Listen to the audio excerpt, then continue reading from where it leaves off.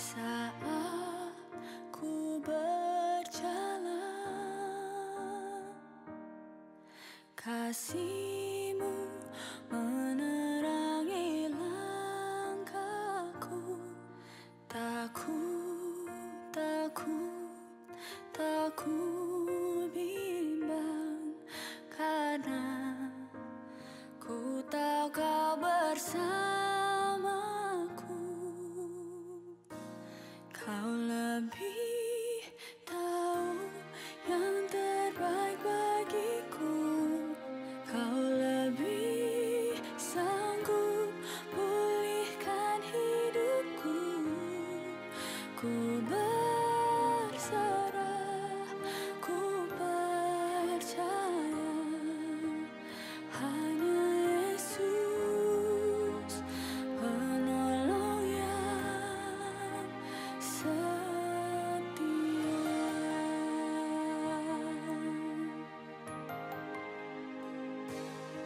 Saat ku berjalan, kasih-Mu menerangi langkahku. Tak ku bimbang, karena ku tahu Kau bersamaku.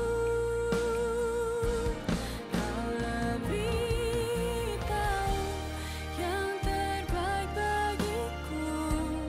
Kau lebih sanggup pulihkan hidupku. Ku berserah, ku Selamat hari Minggu, Bapak, Ibu, Saudara-saudari yang terkasih dalam Tuhan Yesus Kristus, dan berjumpa kembali dalam ibadah online GKI Purbalingga. Pelayan firman, kebaktian umum tatap muka pada hari Minggu 7 Maret 2021 dilaksanakan satu kali ibadah jam 7 WIB. Dilayani oleh Saudara Nathanael Budiman Elia. 2. Peneguhan dan pemberkatan pernikahan ekumenis. Apabila setelah diwartakan selama 3 minggu berturut-turut pada tanggal 21 Februari 2021, 28 Februari 2021, 7 Maret 2021, dan tidak ada keberatan yang sah dari anggota jemaat, maka akan dilaksanakan kebaktian peneguhan dan pemberkatan nikah gerejawi secara ekumenis dengan Gereja Katolik Santo Agustinus Purbalingga atas diri Milka Widyasari Ruben, keluarga Bapak M. Ruben Sirompo dan Ibu Titik Endang Lestari, Jemaat GKI Purbalingga, dengan Fabianus Hendi Evan, keluarga Bapak G. Joko Santoso dan Ibu Martina Wiwik Diarahayu, Jemaat Gereja Katolik Santo Petrus, Warak, Yogyakarta. Akan diadakan pada kebaktian hari Sabtu tanggal 13 Maret 2021, waktu jam 9 WIB, tempat GKI Purbalingga, dilayani oleh Pendeta Barmen Bervis Lumbantoroan dan Romo Stefanus Budi Prayitno. Mohon dukungan doa anggota jemaat. Kami mohon kepada jemaat untuk tidak hadir di ibadah pemberkatan pernikahan tersebut, dikarenakan kami mengikuti protokol kesehatan dengan maksimal 30 orang. Sekian warta lisan yang kami sampaikan.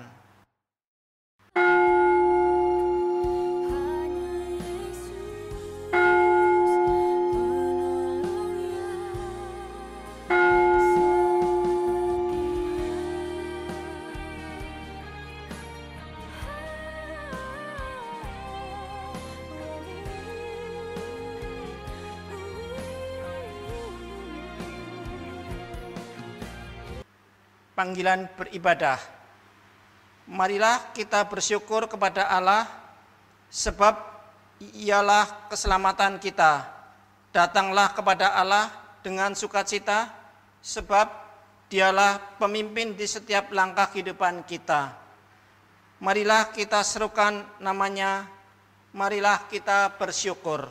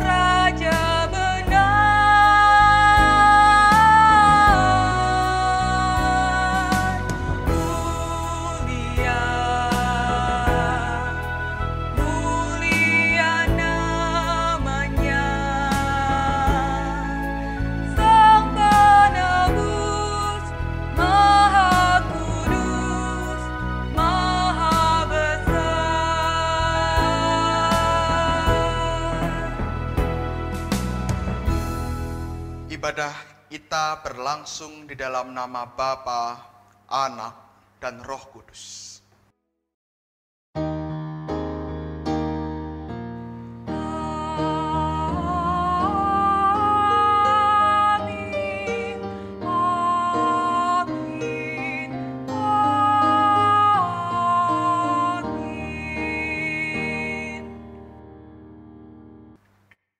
Salam sejahtera bagi saudara yang datang dalam nama Tuhan, Tuhan beserta saudara.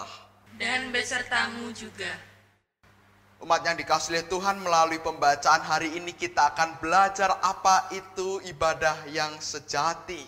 Melalui teguran Yesus kepada para pedagang di Bait Allah, kita akan melihat, merefleksikan bersama-sama kehidupan kita. Apakah kita telah sungguh-sungguh beribadah dengan benar, atau justru kita menggunakan ibadah sebagai topeng dari kehidupan kita. Terkadang sebagai saksi Kristus kita lalai, apalagi berbicara mengenai ibadah. Terkadang kita tidak beribadah dengan baik, terkadang kita tidak memiliki hati yang siap untuk beribadah. Oleh sebab itu marilah kita mengaku dosa di hadapan Tuhan. Kami mengaku ya Tuhan bahwa kami sering berdosa dengan pikiran, dengan perkataan, perbuatan, dan kelalaian kami. Kami masih sering tidak sungguh-sungguh dalam beribadah, onsite maupun online. Sikap kami tidak menunjukkan rasa hormat. Terkadang kami menyepelekan ibadah. Atau mungkin kami terkadang ibadah hanya sebagai sebuah topeng agar dilihat orang-orang rohani. Oleh sebab itu ya Tuhan, ampunilah kami dan ajarilah kami untuk menjadi saksi Kristus yang mau beribadah, yang mau menggunakan kehidupan kami, yang mau bersyukur, yang mau melayani sesama kami dengan sungguh-sungguh dan sukacita. Bimbinglah kami ya Tuhan sehingga kami mampu untuk menjadi saksi Kristus yang berdampak bagi diri kami dan sesama kami. kami serahkan seluruh kehidupan kami, ungkapan pengakuan dosa kami, permohonan ampun kami di dalam nama Kristus, Sang Juru Selamat kami. Amin. Allah yang Maha Pengampun telah mendamaikan dunia dengan dirinya dengan wafat dan kebangkitan anaknya. Ia telah mencurahkan Roh Kudus demi pengampunan dosa, dan dengan karya keselamatannya Ia melimpahkan pengampunan dan damai kepada kita di dalam nama Bapa, Anak, dan Roh Kudus. Inilah berita anugerah yang tertulis dalam Mazmur 116 ayat 5-7. Tuhan adalah pengasih dan adil, Allah kita penyayang. Tuhan memelihara orang-orang sederhana. Aku sudah lemah tetapi diselamatkannya aku. Kembalilah tenang hai jiwaku, sebab Tuhan telah berbuat baik kepadamu. Demikianlah berita anugerah dari Tuhan. Syukur kepada Allah.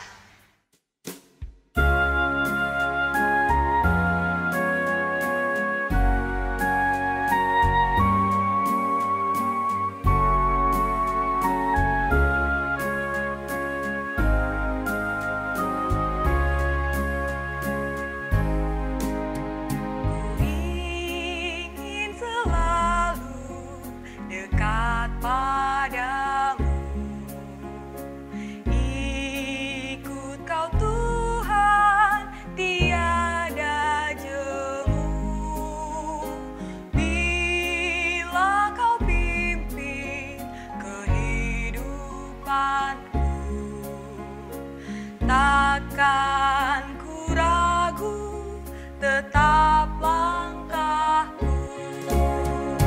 Oh Juru Selamat, pegang tanganku, bimbinganmu yang aku perlu. Di pertolongan dan kuasa-Mu, Tuhan Yesus, pegang tanganku. Gelap perjalanan yang aku tempuh, namun cerah berseri jiwaku. Susah kecewa di dunia fana, damai menanti di surga baka. Oh Juru Selamat, pegang tanganku, bimbinganmu yang aku perlu. Di pertolongan dan kuasa-Mu, Tuhan Yesus, pegang tanganku.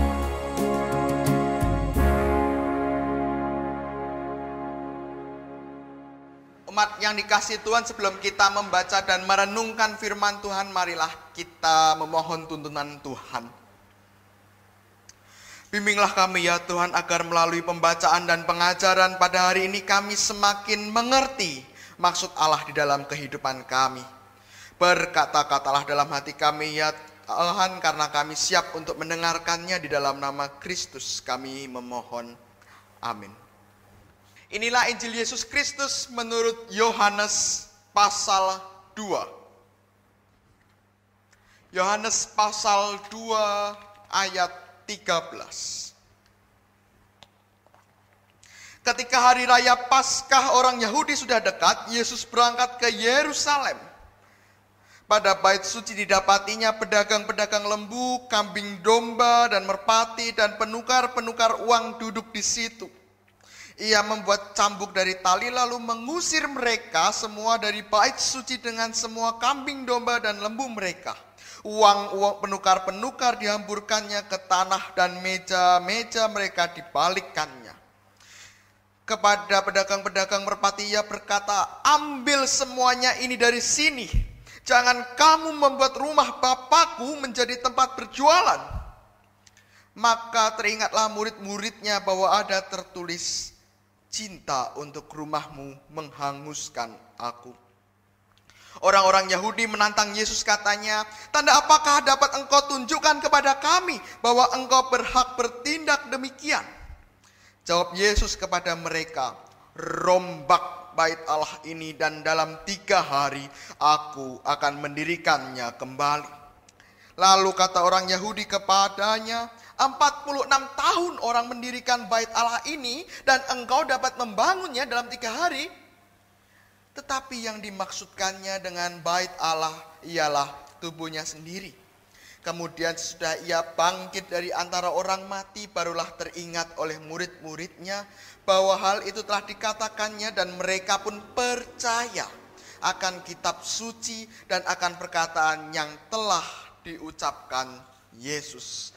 Demikianlah Injil kita, Tuhan kita Yesus Kristus. Hendaklah firman Tuhan dengan segala kekayaannya diam di dalam hatimu, dan ucaplah syukur kepada Tuhan. Hosiana. Hosiana, Hosiana, Hosiana.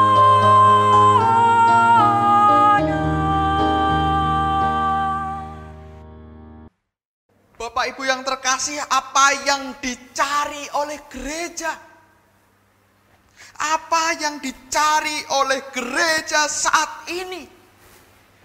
Itulah kalimat seorang penatua dalam sebuah gereja ketika mereka bersidang, dan pada saat itu persidangan sedang membahas akan membangun kantin di gerejanya. Apa yang mau dicari oleh gereja? Penatua itu bertanya kepada persidangan. Penatua terlihat tidak setuju dengan adanya rencana membangun kantin, membangun sebuah tempat usaha dana bagi jemaat untuk berdiakonia melalui makanan, berjualan makanan.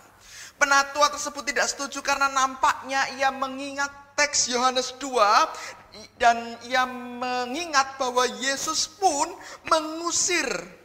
menyucikan bait Allah dengan mengusir orang-orang yang berjualan di pelataran bait Allah. Dan ia menganggap bahwa peristiwa pada saat itu linear dengan apa yang terjadi di gerejanya. Apa yang dicari gereja? Penatua itu terlihat tidak setuju. Nah, pertanyaannya adalah apakah benar bahwa Yesus mengkritik, Yesus membenci praktik orang yang berjualan di bait Allah pada saat itu? Apakah Yesus hanya semata-mata tidak suka dengan praktik berjualan? Nah, secara jelas teks tadi kita baca, kita lihat bahwa Yesus membenci, Yesus mengkritik motivasi dasarnya, bukan praktiknya dari orang berjualan. Apa yang menjadi alasan para pedagang-pedagang tersebut berjualan di bait Allah? Nah, apa yang dikritik? Nah, itu kalau kita perlu melihat gitu ya, kita perlu melihatnya lebih jauh dalam konteks pada saat itu. Dalam bacaan ini kita baca tadi bahwa ada sebuah peristiwa Paskah gitu ya, Paskah Yahudi. Dan pada saat itu Paskah Yahudi, semua orang harus datang ke bait Allah. Bahkan dari seluruh daerah, tidak hanya di daerah Yerusalem, Yudea, tapi bahkan mungkin seluruh dunia, orang-orang Yahudi pada saat Paskah harus datang ke bait Allah. Dan ketika mereka datang ke bait Allah, mereka juga membawa persembahan. Mereka membawa korban bakaran. Dan bagi sebagian orang yang tempatnya jauh, rumahnya jauh, maka mereka mungkin akan kerepotan membawa hewan untuk korban bakaran dan barang-barang untuk persembahan dan lain sebagainya. Maka dari itu di bait Allah tersedia pedagang-pedagang yang siap memperjualbelikan barang-barang persembahan. Makanya kalau kita lihat tadi ada merpati, ada lembu, ada domba. Nah, itu para pedagang itu menjual kepada orang Yahudi yang datang dari jauh sehingga mereka tidak perlu membawa persembahan dari rumahnya, tetapi langsung beli di tempatnya. Dan tidak hanya itu saja, tetapi juga orang Yahudi yang jauh gitu kan. Kan mereka tidak mempunyai mata uang Yahudi gitu ya. Yang dari tempat daerahnya masing-masing itu tidak memiliki mata uang Yahudi, tetapi mata uangnya masing-masing. Dan para pedagang itu juga membuka jasa tukar uang. Kalau zaman sekarang mungkin money changer gitu ya, dari uang kurs satu ke kurs yang lain, dari misalnya rupiah ke dolar dan lain sebagainya. Nah, di situ juga ada penukaran uang dari uang asing, uang dari luar, lalu ditukar kepada uang Yahudi. Karena pada saat itu ada hukum yang mengatakan bahwa selain uang Yahudi, uang itu kotor jika dipersembahkan. Nah ini, jadi selain mereka para pedagang itu memperjualbelikan, menyediakan persembahan gitu ya, menjualnya gitu kan, mereka juga membuka lapak gitu ya, membuka meja untuk penukaran uang-uang tersebut. Dan pedagang-pedagang tersebut seakan-akan memfasilitasi para umat yang datang untuk beribadah, memfasilitasi barang-barang persembahan gitu. Dan yang menjadi masalah adalah para pedagang memfasilitasi mereka para pendatang umat-umat yang dari tempat jauh dengan barang dagangan, dengan biaya, dengan jasa yang tidak murah. Para pedagang mematok harga yang sangat tinggi. Bahkan kita bisa melihat bahwa para pedagang itu seakan-akan memeras para pendatang yang ingin beribadah, yang tidak membawa korban persembahan. Mereka menjual lembu, menjual kambing, menjual merpati, dan mereka memberi harga yang sangat tinggi, bukan harga pasaran. Mereka meng-markup harga tersebut menjadi harga yang tidak masuk akal demi keuntungan mereka tersendiri gitu ya. Dan beberapa ahli Alkitab menduga bahwa uang keuntungan tersebut juga ada persenannya kepada para imam. Jadi terlihat sekali ada praktik yang kotor di dalam pasar tersebut, pasar persembahan tersebut. Para pedagang mengambil untung sebanyak-banyaknya, dan mereka pun juga keuntungannya demi keuntungan diri sendiri, tidak diserahkan kepada bait Allah.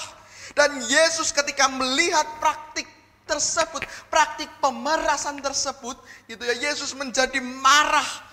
Karena Yesus melihat bahwa pedagang-pedagang tersebut memeras orang-orang, termasuk orang miskin pasti yang datang dari tempat yang jauh.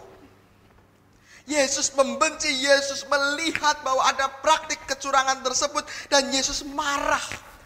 Maka dari itu judul peringkop yang kita baca hari ini adalah Yesus menyucikan bait Allah. Yesus marah karena bait Allah dinistahkan oleh praktik yang kotor. Yesus menyucikan, membersihkan, mengkhususkan tempat ibadah, mengkhususkan bait Allah sebagai tempat untuk beribadah, bukan untuk memeras, bukan untuk tempat untuk jual beli dengan kecurangan. Dan Yesus seakan-akan membalikkan fungsinya bait Allah dari tempat yang pada saat itu penuh kecurangan, ia bersihkan menjadi tempat untuk beribadah. Pada saat itu Yesus menjadi sosok yang sangat kontroversial. Jelas. Yesus dianggap sebagai sosok yang mengacau bait Allah. Jadi seakan-akan dalam mata mata para imam, Yesus itu seperti seorang tamu yang datang ke rumah mereka gitu ya. Kalau kita ada tamu gitu ya, tapi tamunya tuh cerewet. Bapak kulkasnya jangan taruh situ, nggak bagus, taruh sini aja. Bapak kenapa tanamannya ini, kenapa nggak anggrek misalnya gitu. Nah ini seakan-akan tamunya ngatur gitu. Dan Yesus dianggap sebagai seorang pendatang yang mengacaukan bait Allah.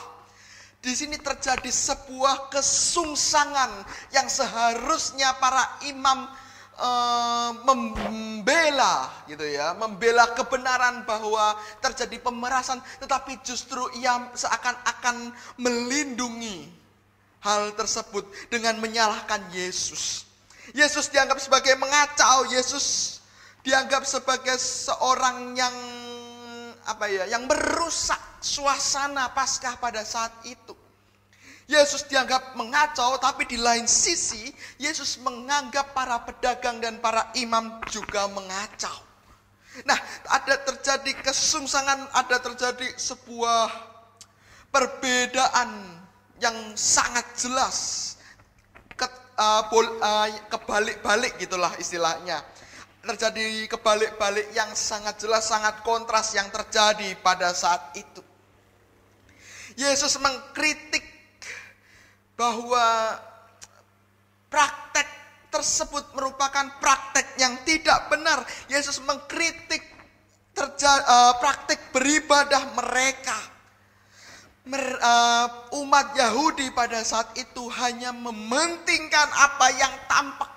Persembahan yang dibawa, persembahan yang dijual belikan, itu orang Yahudi mementingkan seperti itu. Tetapi mereka tidak memikirkan apa yang tidak tampak, yaitu motivasinya, yaitu sebuah niat dasar ketika mereka beribadah. Ketika mereka memiliki motivasi yang benar, maka mereka akan mempersiapkannya dengan baik. Lalu pedagang-pedagang pun juga tidak akan mengambil keuntungan yang berlebihan. Yesus mengkritik praktik beribadah pada saat Paskah Yahudi pada saat itu. Pada saat itu orang datang ke bait Allah bukan untuk beribadah, tetapi justru ingin mencari keuntungan pribadi dengan memeras orang lain. Orang-orang para pedagang itu datang ke bait Allah bukan untuk beribadah, bukan untuk berdoa, bukan untuk merayakan Paskah, tetapi justru mereka memeras, mereka menindas terutama kepada orang-orang miskin.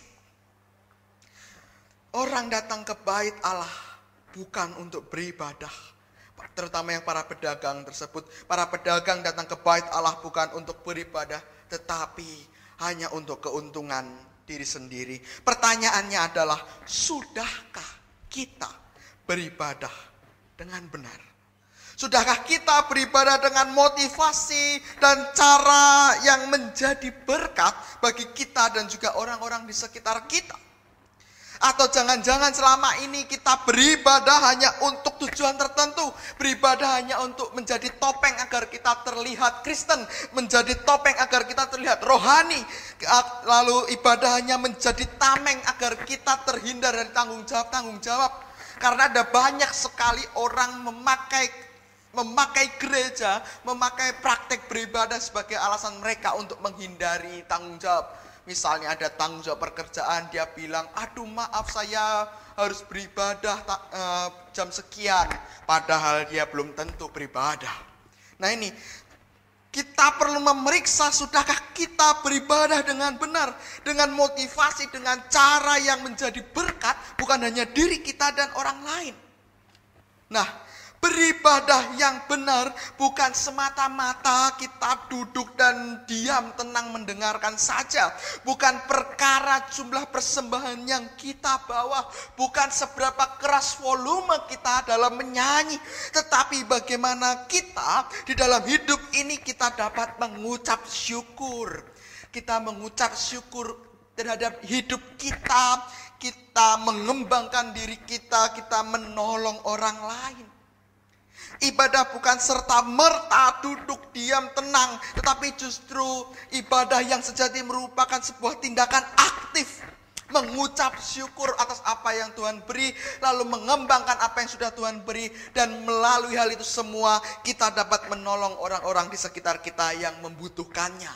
Itu ibadah yang sejati.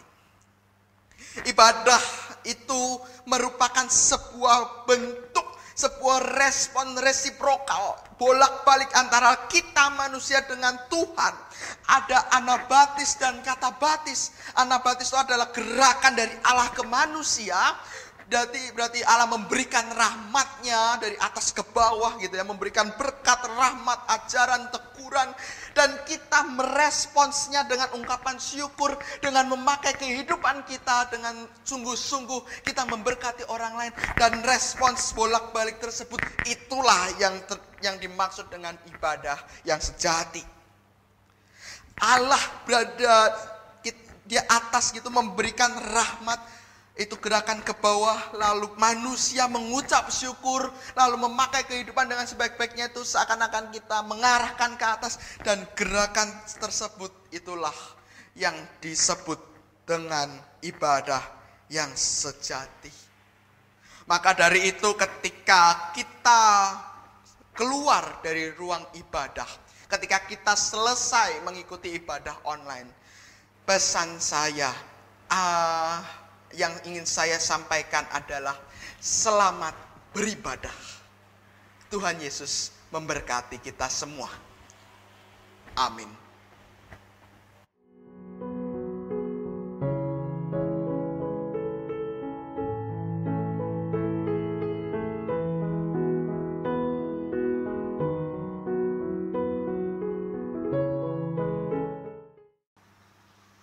Bapak Ibu, kami undang bangkit berdiri.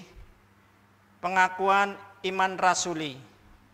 Bersama dengan umat Allah di masa lalu, masa kini, dan masa depan, marilah kita mengingat pengakuan baptisan, kita seturut pengakuan iman rasuli. Aku percaya kepada Allah, Bapa yang Maha Kuasa, Khalik langit dan bumi, dan kepada Yesus Kristus, anaknya yang tunggal Tuhan kita, yang dikandung dari Roh Kudus, lahir dari anak darah Maria, yang menderita sengsara di bawah pemerintahan Pontius Pilatus, disalibkan, mati dan dikuburkan, turun ke dalam kerajaan maut. Pada hari yang ketiga, bangkit pula dari antara orang mati, naik ke surga, duduk di sebelah kanan Allah, Bapa yang Maha Kuasa, dan dari sana ia akan datang untuk menghakimi orang yang hidup dan yang mati. Aku percaya kepada Roh Kudus, gereja yang kudus dan am, persekutuan orang kudus, pengampunan dosa, kebangkitan orang mati, dan hidup yang kekal. Amin.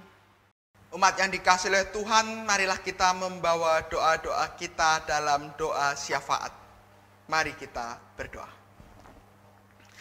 Ajarilah kami ya Tuhan untuk setia kepadamu, agar kami dapat memakai kehidupan kami sebagai sebuah bentuk persembahan yang baik di matamu. Ajarilah kami untuk beribadah dengan benar melalui seluruh kehidupan kami. Di dalam kami berkarya, di dalam kami berpelayanan, bimbinglah kami ya Tuhan, sehingga melalui diri kami, orang-orang di sekitar kami dapat terberkati melalui tutur kata dan perbuatan kami.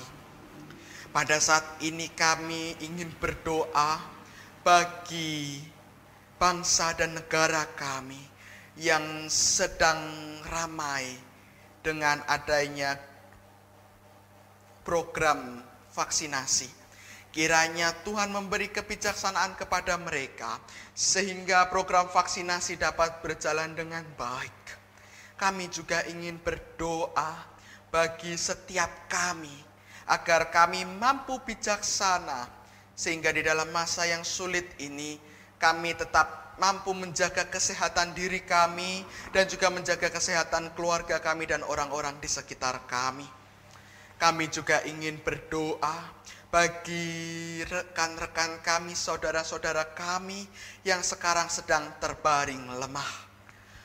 Kiranya melalui obat-obatan, melalui tindakan medis, bahkan pendampingan dari keluarga secara langsung maupun tidak langsung, dapat menguatkan iman mereka dan menyadarkan mereka bahwa mereka tetap bersama dengan Tuhan dan Tuhan tidak pernah meninggalkan mereka. Ya Tuhan, kami juga ingin berdoa bagi gereja kami, sehingga melalui setiap pelayanannya bukan nama gereja kami yang menjadi naik, bukan nama gereja kami yang menjadi bagus, tetapi nama Tuhanlah yang dimuliakan melalui setiap pelayanan kami. Kiranya melalui gereja kami, melalui diri kami, melalui pelayanan kami, kami dapat menolong orang-orang yang membutuhkan. Masih banyak hal yang ingin kami sampaikan, tetapi kami percaya bahwa Tuhanlah pemilik kehidupan kami, Tuhan yang mengerti setiap kebutuhan kami, dan kami percaya Tuhan yang akan mencukupkannya dengan cara Tuhan sendiri. Kami menyerahkan seluruh ungkapan syukur permohonan kami di dalam nama Kristus, Sang Gembala kami yang hidup. Amin. Bagi setiap orang yang menyadarkan pengharapannya kepada Allah dengan terus menjaga hidup dan berdoa kepadanya, 2 Korintus pasal 9 ayat 7 menyatakan kepada kita, hendaklah masing-masing memberi menurut kerelaan hatinya, jangan dengan sedih hati atau karena paksaan. Sebab Allah mengasihi orang yang memberi dengan sukacita.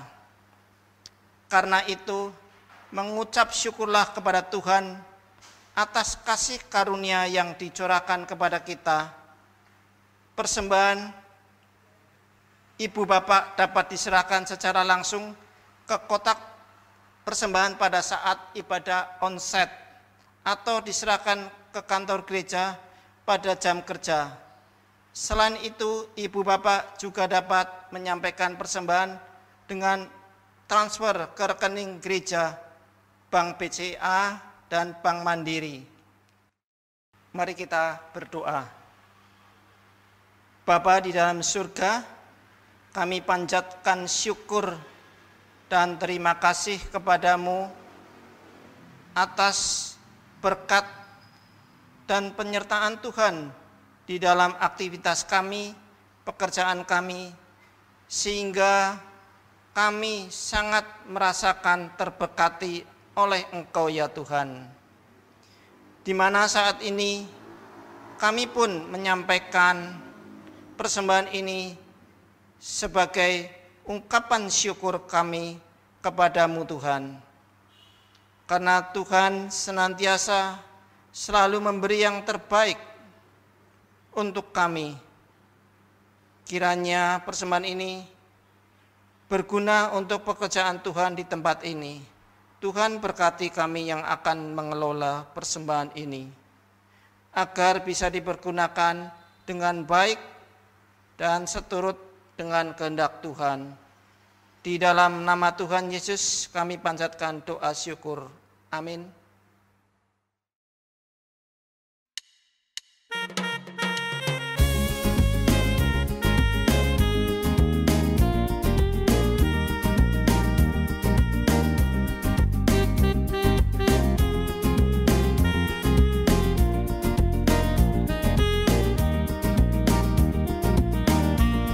Apalah arti ibadahmu kepada Tuhan?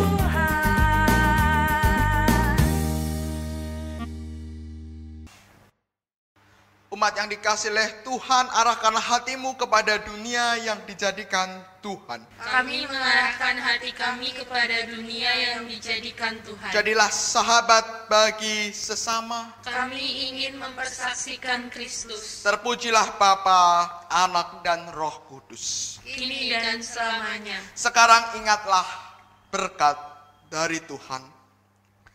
Kasih Allah melimpah ruah di dalam kehidupan kita. Ia adalah pelindung yang akan memperhatikan tiap-tiap langkah hidup kita. Jadilah berkat bagi sesama seperti Allah dan berkat-Nya yang selalu bersama kita dari sekarang sampai selama-lamanya. Amin.